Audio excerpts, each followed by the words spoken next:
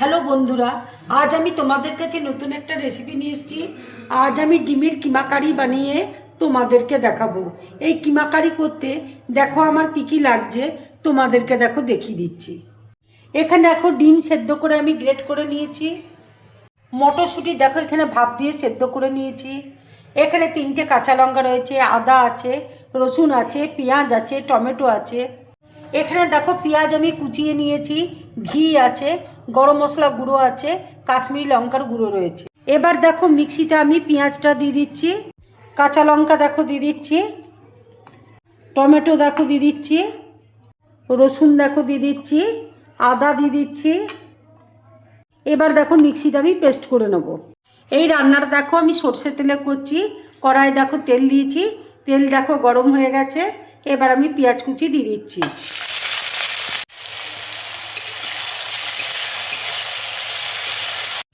মশলাটা দেখো পেস্ট করে নিয়েছি।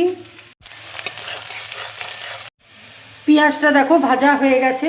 এবার আমি বাটা মশলাটা দেখো দিয়ে দিচ্ছি। মশলা ধোয়া জলটা দেখো দিয়ে দিচ্ছি। হলুদ দেখো দিয়ে দিচ্ছি। আন্দাজ মতো দেখো নুন দিয়ে দিচ্ছি।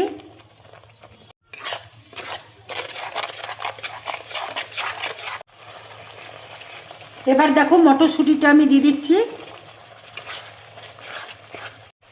কাশ্মীরি লঙ্কার গুঁড়োটা দেখো দিয়ে দিচ্ছি।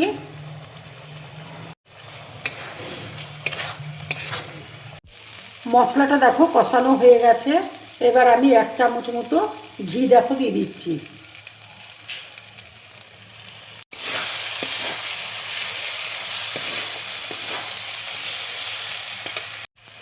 এবার দেখো জল দিয়ে দিচ্ছি।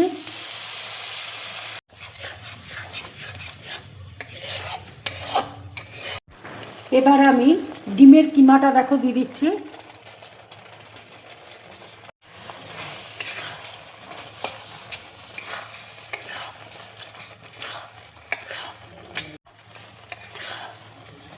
এটা কিন্তু ভীষণ সহজ রান্না, তোমরা সবাই করতে পারবে।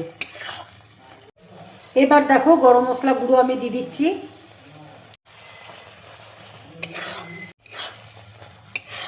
এইভাবে রান্না করে তোমরা গরম ভাতের সাথে খাবে, রুটি পরোটা লুচির সাথে খাবে, খুব ভালো লাগবে খেতে। এবার দেখো ধনেপাতা কুচি আমি দিয়ে দিচ্ছি।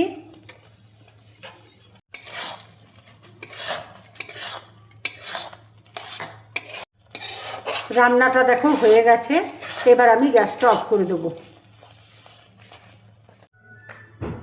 আমার এই রান্নার রেসিপিটা যদি তোমাদের ভালো লাগে তাহলে লাইক করবে, শেয়ার করবে আর ডিম ব্লগ চ্যানেলটাকে সাবস্ক্রাইব করবে। তোমরা বেশি করে কমেন্টস করবে, তাহলে আমার খুব ভালো লাগবে। নমস্কার।